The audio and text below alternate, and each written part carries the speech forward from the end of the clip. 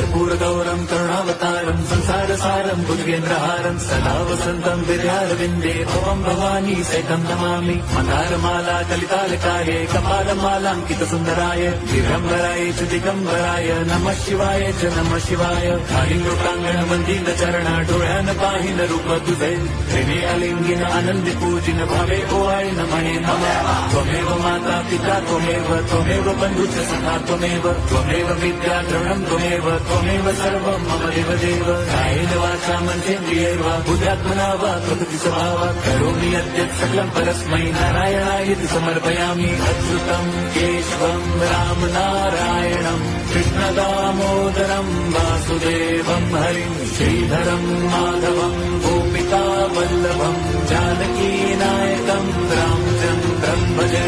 Hare Ram